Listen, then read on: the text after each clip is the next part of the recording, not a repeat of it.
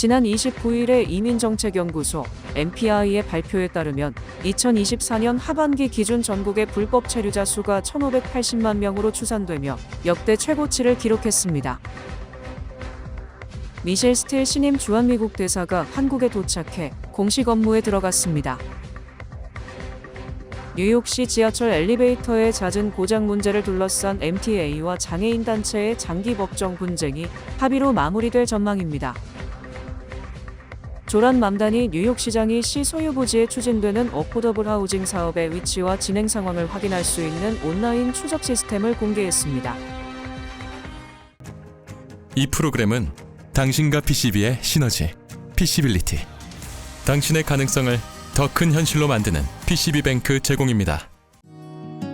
모두가 누릴 수 있는 권리, 바로 아름다움입니다. 키스는 누구나 더 쉽고 당당하게 자신의 아름다움을 즐길 수 있는 세상을 꿈꿉니다. 키스는 우리 모두의 미래가 더 아름답게 빛날 수 있도록 최선을 다할 것입니다. 당신의 아름다움의 모든 순간, 키스가 함께합니다.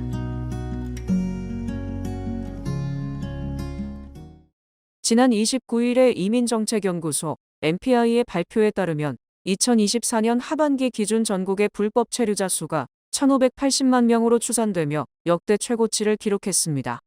이는 2020년 상반기와 비교해 47% 증가한 수치이며 2010년부터 19년까지 약 1,100만 명 수준을 유지하던 불법 체류자 규모가 최근 5년 사이에 급증했습니다. 특히 2022에서 23년 사이에만 160만 명이 증가하며 가장 가파른 상승세를 보였습니다.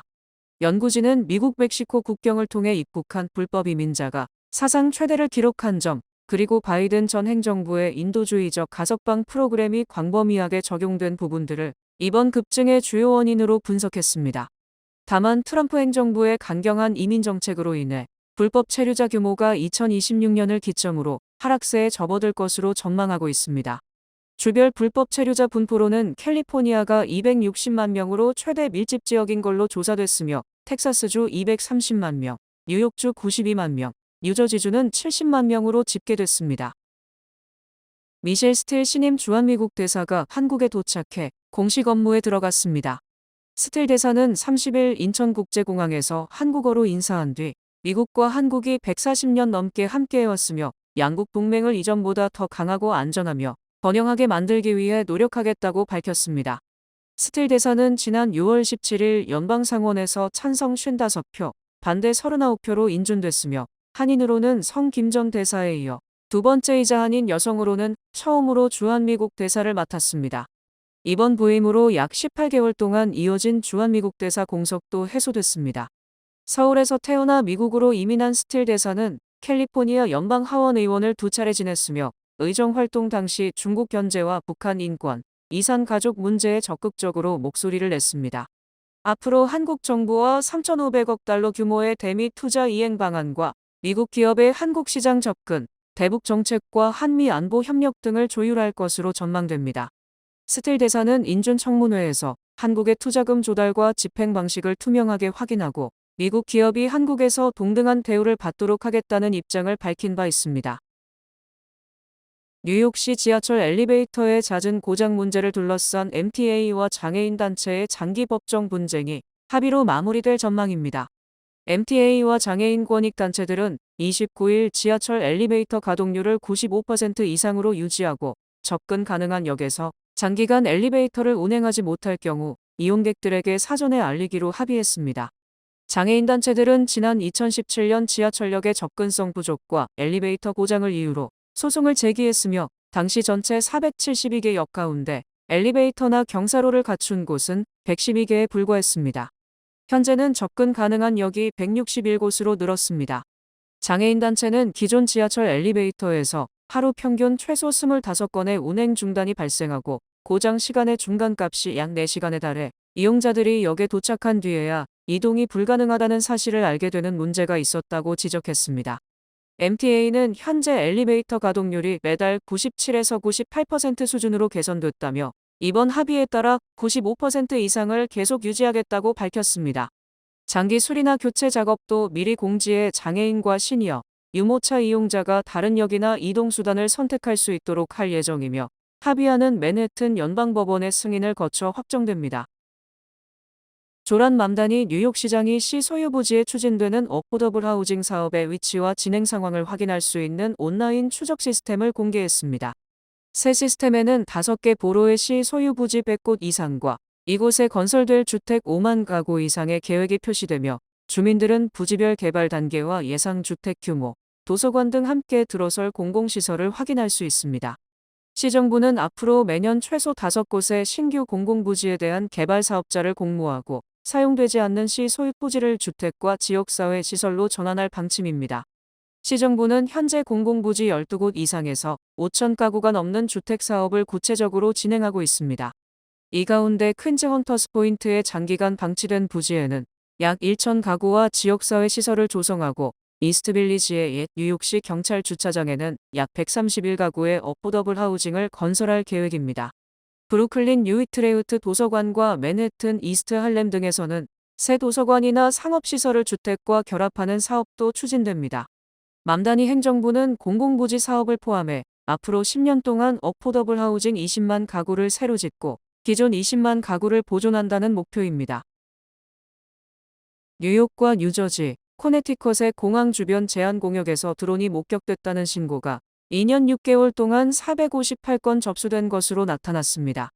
연방항공청 자료에 따르면 2024년 1월부터 올해 6월까지 LGA 주변에서 123건이 신고돼 가장 많았고 JFK는 79건, 뉴워크 공항은 49건으로 집계됐습니다.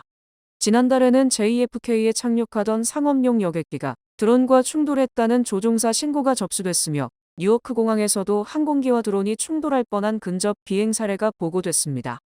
연방 규정상 일반 드론은 고도 400피트 이하에서만 운항해야 하고 공항 주변 제한 공역에 들어갈 수 없지만 실제 신고된 드론 상당수는 이를 크게 웃도는 높이에서 발견됐습니다. 뉴워크에서는 16,000피트 상공에서 드론이 항공기 왼쪽 날개와 거의 충돌했다는 보고가 있었고 LGA에서는 2,400피트 상공의 드론을 피하기 위해 여객기가 하강한 사례도 확인됐습니다.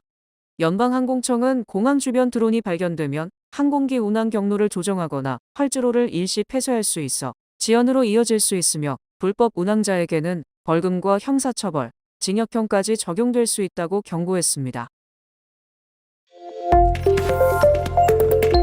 올해 초 트럼프 행정부는 바이든 대통령 시절에 도입된 30개 이상의 총기 규제를 완화할 것이라고 발표했습니다. 이에 뉴욕주는 연방정부의 정책 후퇴가 위험한 인물들에게 총기가 더 쉽게 흘러가는 결과를 초래할 수 있다고 판단하고 주정부 차원에서 독자적인 대응책을 추진 중입니다. 기존 뉴욕주의 강력한 총기 규제를 그대로 유지하면서 추가적인 조치의 일환으로 뉴욕주 경찰은 범죄에 연루된 총기 판매상 검사를 대대적으로 실시합니다. 호컬 주지사는 연방정부가 총기 밀매 증가와 무자격자들에게 총기가 들어가는 길을 열어주겠지만 뉴욕주는 전국 최고 수준의 총기 규제법을 강화하고 안전을 위해 적극적인 조치를 취하고 있다고 설명했습니다. 뉴욕주가 현재 추진 중인 법안의 핵심은 연방정부의 온라인 총기 판매 허용 조치를 무력화하고 총기 제조 및 유통 단계를 법적으로 통제하는 것입니다. 모든 총기의 대면 판매 의무화를 적용하며 구매자가 반드시 오프라인 매장에서 신원 조회를 거친 뒤 직접 총기를 수령하도록 강제하는 내용입니다. 지난 29일 MTA는 이사회 정기회의를 통해 재정계획보고서를 공개했으며 이에 따르면 뉴욕시의 지하철과 버스 요금, 교량과 터널의 통행료들이 내년 3월부터 약 4% 인상될 전망입니다. 이번 조치는 인플레이션 반영, 상승하는 인건비 충당, 그리고 갈수록 악화되는 MTA의 재정 적자를 해소하기 위한 정책입니다. MTA는 지난 2023년 8월에 기본요금 $2.75에서 $2.90로 올렸으며 올해 1월에는 $2.90에서 현재의 $3로 인상했습니다. 이번 인상안이 시행되면 대중교통 기본요금은 $3.10에서 15센트 수준이 될 전망이며 MTA가 운영하는 주요 다리와 터널의 통행료들도 일괄적으로 4% 인상될 예정입니다. 뉴욕과 뉴저지를 연결하는 조지 워싱턴 브릿지는 이번 인상안에 적용되지 않습니다. 해당 교량은 MTA가 아닌 뉴욕 뉴저지 항만청이 관리를 하며 항만청은 자체적인 재정 계획에 따라 통행료를 별도로 조정합니다. MTA의 발표에 따르면 지난 6월 한 달 동안 약 790만 명이 롱아일랜드 레일로드를 이용했습니다. 이는 팬데믹 이전인 2019년 6월 이용객 수 775만 명의 102%에 달하는 수치로 MTA사나 대중교통 노선 중 월간 이용객이 팬데믹 이전의 기록을 돌파한 것은 이번이 처음입니다. 라프리 LIRR 회장은 이번 기록 갱신은 지난달 18에서 21일 롱아일랜드 사우스햄튼에서 열린 US 오픈 골프 대회와 뉴욕 닉스의 NBA 우승 퍼레이드 등이 열린 주말에 탑승객이 급증한 결과로 보여진다고 설명했습니다. 출퇴근 승객들뿐만 아니라 대형 스포츠 행사 등이 맞물리면서 롱아일랜드 레일로드 이용객 수는 완전한 회복을 넘어 새로운 정점을 맞이하고 있습니다.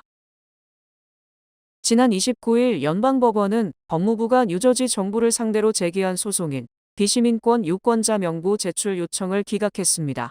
자이드 쿠라이시 판사는 뉴저지주에 전산화된 전체 유권자 명부가 연방정부에 제출해야 하는 기록 문서가 아니다라고 판결문에 명시했습니다. 이번 판결은 셰릴 뉴저지 주지사가 차량국의 시스템 오류로 인해 2022에서 23년 사이 비시민권자인 6,600명이 유권자로 등록됐고 그 중에서 약 400명이 실제 투표에 참여했다고 공개한 후 결정됐습니다. 이에 법무부는 5일 이내에 잘못 등록된 비시민권자 전원의 성명, 생년월일, 국적, 투표 시기와 장소를 제출하라며 뉴저지를 상대로 지난 2월 26일에 소송을 시작했습니다. 셰릴 주지사 측은 연방정부가 법무부를 정치적인 도구로 삼으며 유권자 정보를 무기화하려 시도한다고 비판했습니다. 뉴저지주는 연방정부의 명부를 넘기는 대신 자체적인 독립조사를 통해 잘못 등록된 비시민권자들을 유권자 명부에서 삭제하는 작업을 진행 중입니다. 한미장학재단 동북부지부 설립 25주년을 맞아 올해 역대 최대 규모의 모금 활동을 펼칠 예정입니다. 강성수 이사와 올해 장학만찬 위원장을 맡은 카렌나 이사는 29일 본방송을 방문하고 동북부지부 25주년 기념 장학금 수여식 행사를 위해 만반의 준비를 다하고 있다고 했습니다. 강 이사는 2001년에 설립된 동북부지부가 올해로 25주년을 맞게 됐다며 그 어느 때보다 많은 꿈나무들에게 장학금을 수여하는 해가 될 수 있기를 기대한다고 말했습니다. 우리 꿈나무를 심는 일만큼 중요한 게 어디 있겠는가. 그런 얘기를 하신 게 원관념이 돼가지고 저희들은 계속 그 미래의 꿈나무 생각을 많이 합니다. 그게 벌써 25년이 됐어요. 2001년이었으니까.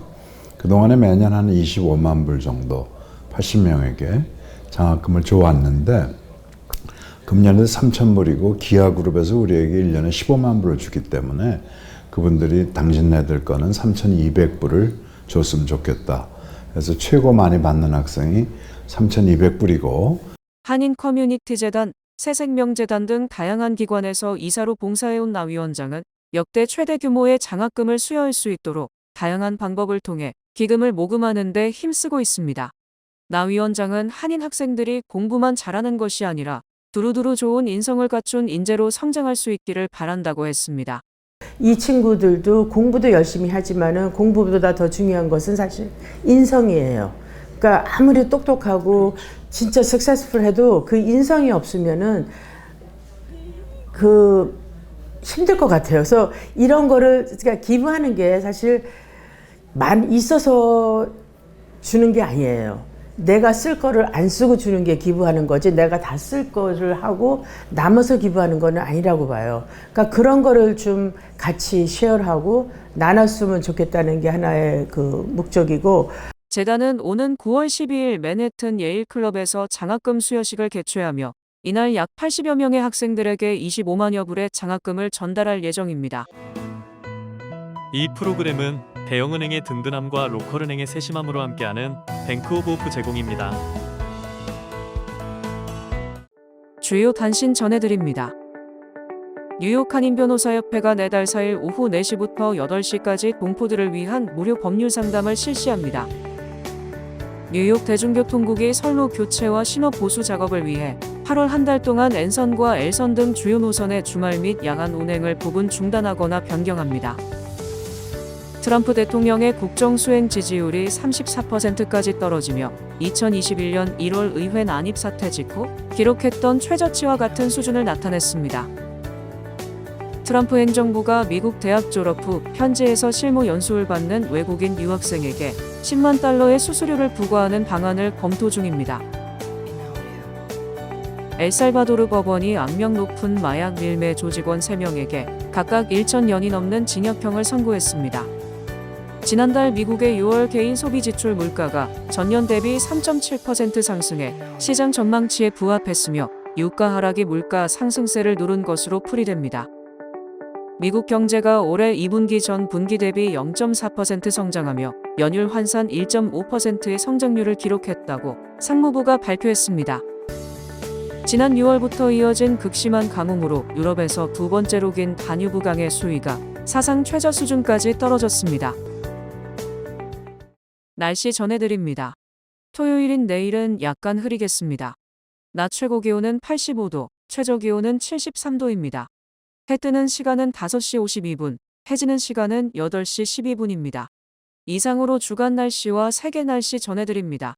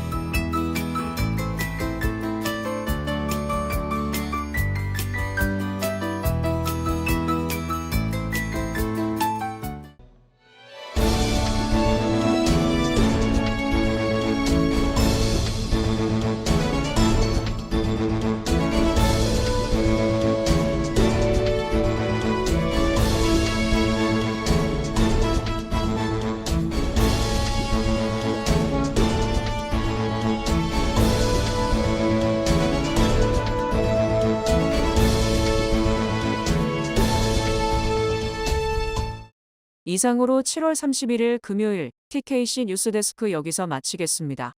시청해주신 여러분 고맙습니다.